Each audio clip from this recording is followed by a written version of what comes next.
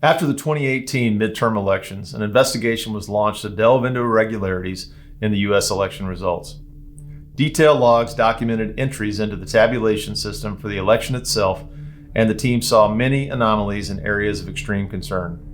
Then in November 2020, multiple groups of concerned Americans came together because they all observed something incredible in the 2020 general elections. The groups united to launch a full-scale investigation led by former members of the U.S. intelligence community, the Department of Defense, NASA, the U.S. National Laboratories, private investigations and cybersecurity companies, and legal firms from around the country. The discoveries gained through intense forensic research left everyone involved deeply concerned about the future of our nation and our world. While the U.S. media will undoubtedly discredit this information as far-right conspiracy theory, the fact is, the people involved in this investigation represent all colors, all creeds, and all political parties. To ignore this message is to surrender to a government takeover that will gravely affect the lives of every man, woman, and child of every nation. If there ever was an authentic, nonpartisan issue, this is it. In 1970, Henry Kissinger said, "Who controls the food supply controls the people. Who controls the energy can control whole continents. Who controls money can control the world." This concept is critical to understanding the thinking of those who seek to cripple and control America. To achieve their goal, they've got to disrupt families, divide races, destroy small businesses, dismantle the middle class, and distort the American dream of owning land, a home, and everything necessary for the pursuit of happiness and sovereignty. In collusion with our foreign adversaries, these treasonous few are working hard to tear down the last standing wall between them and their agenda of global domination. That wall is you, the American people. By focusing on specific election system vulnerabilities, our investigation confirmed that the entire U.S. election system is under the total control of private equity firms and foreign money. UBS Securities LLC New York and UBS Securities Company Limited Beijing injected hundreds of millions of dollars into Staple Street Capital, the current owner of Dominion Voting. UBS currently holds the intellectual property of Dominion as their equity collateral. Up until December 2020, UBS Security LLC New York listed 3 senior Communist Chinese Party members as being on the boards of both UBS Securities LLC New York and UBS Securities Limited Beijing. The company's owned 75% by the Chinese government. Seidel, the parent company of Clarity Elections, located in Madrid, Spain, a data management and early election night reporting company, went bankrupt in May of 2020 and was subsequently purchased in a closed private equity deal by an Irish company called Paragon. The election sites for numerous counties in the U.S. go to a Clarity Elections web address. The counties don't own or control their voting data, and the positions of president, secretary, treasurer, and CEO are all occupied by one man, Jonathan Brill. Brill also happens to be a part of Seidel's senior management team and has run campaigns for Democratic Party candidates. Our investigation also revealed that contrary to the current political narrative, the election systems and their equipment were connected to the internet, making them infinitely hackable. Voting machines themselves are not connected to the internet. No voting machines are connected to the internet. The devices are not connected to the internet. They do not connect to the internet. Those things are not connected to the internet. The Department of Homeland Security says the 2020 election was the most secure in American history. The 2020 election was the most secure in U.S. history. That's what they say now, but just a short while ago, the political narrative was very different. In 2018, electronic voting machines in Georgia and Texas deleted votes for certain candidates or switched votes from one candidate to another. We brought in folks who, before our eyes, hacked election machines. Workers were able to easily hack into an electronic voting machine. It was possible to switch votes. Even hackers with limited prior knowledge, tools, and resources are able to breach voting machines in a matter of minutes. Remote access software, which would make a machine like that, a magnet for fraudsters and hackers. Unfortunately, Dominion has recently been thrust into the national spotlight as part of a dangerous and reckless disinformation campaign aimed at sowing doubt and confusion over the 2020 presidential election. First, There were no switched or deleted votes involving Dominion machines. Dominion is not and has never been a front for communists. The company also does not have any ties to China whatsoever, including no ties, including investment or source code transfer. Let me be clear. Voting systems are, by design, meant to be used as closed systems that are not networked, meaning they are not connected to the internet. Sounds like some of these machines, or certainly the tabulators, can and are connected to the internet. Throughout, you're going to, particularly where a vote is cast on election day, those machines tend to and should not be connected to the internet, certainly as a best practice. But some have the capability, don't they? Some may have modems that are typically disabled, but in certain states, I believe in Wisconsin, some are temporarily activated to transmit some counts. But those tabulators are connected on election day because that's how they transmit the data to the counties and also into the unofficial. In some cases, yes, sir. Yeah, that's right. Okay. Through forensic analysis of election management system computers in Antrim County, Michigan, affidavits from numerous election officials in Georgia, as well as the operator's manual for Dominion's Democracy Suite 5.5, our teams have gathered indisputable evidence that the entire system can indeed be connected, hacked, and manipulated. And in fact, it was. Here's what triggered this investigation back in 2018. This is the Allied Security Operations Group primary finding in the 2018 governor's race, where a direct flip of 560 votes was made from Matt Bevin to Andy Beshear. So that was exactly 560 votes was deducted from Matt Bevin. 560 votes were added to Andy Beshear. This race was decided by a little over 5,000 votes. So this one switch represented about 25% of the margin of the vote. Andy Beshear is declaring victory because he is the leading candidate over a Republican incumbent governor in a state Matt Bevin won by 10 points 4 years ago and a state Donald Trump won by a ton. Here's an example of election anomalies that took place in 2020. So now we would take the ballots and we would scan them. It's going to feed these ballots through the scanner. So what we're going to do is we're going to take and we're going to overvote. What do you mean by overvote? Overvote is when if there is multiple people in a section where it says only vote for one. So you're scanning the same ballots twice. That's already been scanned once. I've already scanned them once. Yeah, so you're scanning the same ballots twice. It just accepted every one of them. Every one of them went through the system. There it is, the fifth batch. Okay. It's pending adjudication. I think I want to vote for Biden. Let's let Biden win this one. And complete. So you made a vote for someone where someone did not vote? I did, didn't I? And you're the election supervisor? I'm the election supervisor. I am the person that sits and does the adjudication. All right, board, I want y'all to step outside. Initiated by a court order, the Michigan investigation team obtained forensic access to a DS200 tabulator, the machine that counts the votes. A Telit 4G wireless chip manufactured in Taiwan was discovered embedded into the motherboard.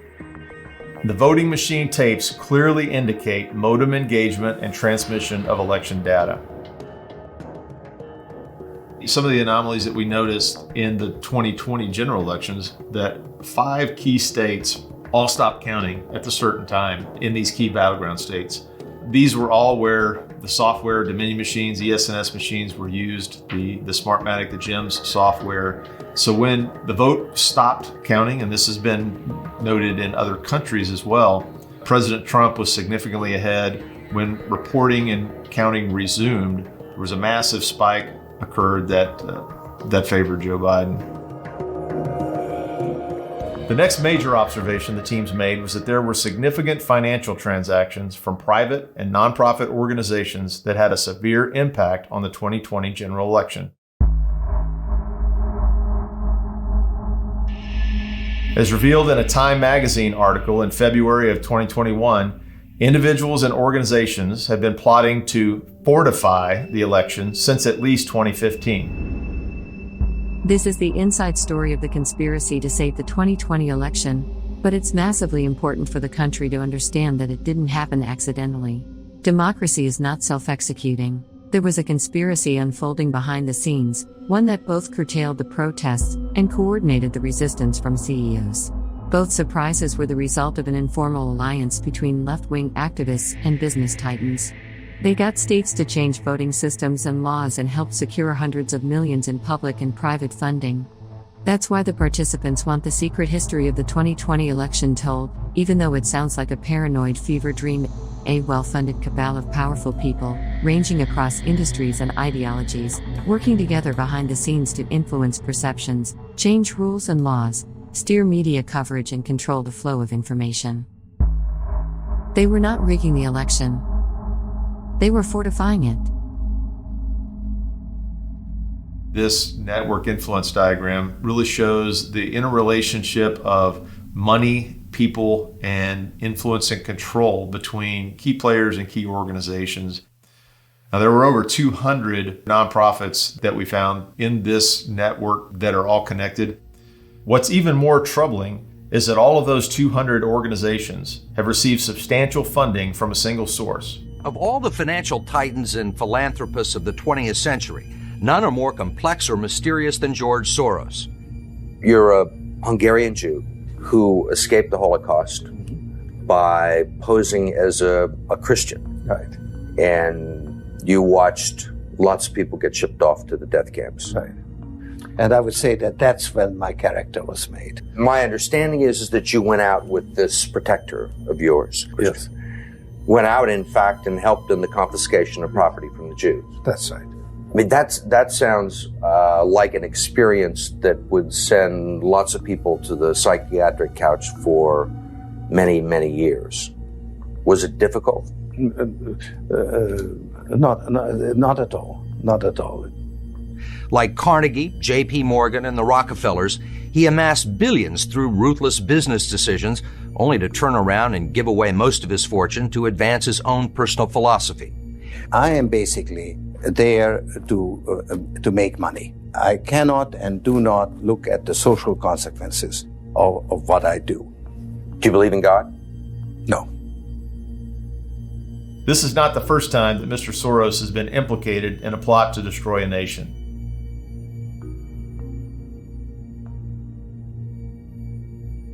Doing to America. The Philippines, Russia, Turkey, Poland, Pakistan, as well as Soros' own homeland of Hungary, have learned the hard way the true intentions of this ruthless multi-billionaire.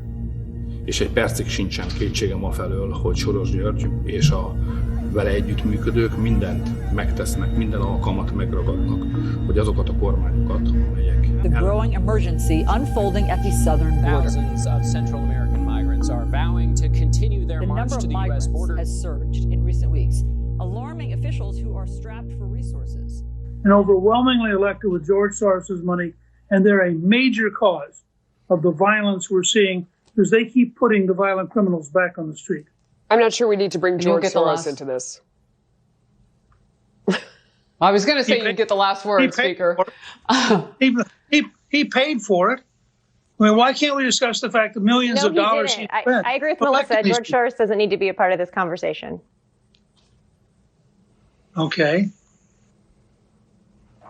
So it's verboten. All right. We're going to...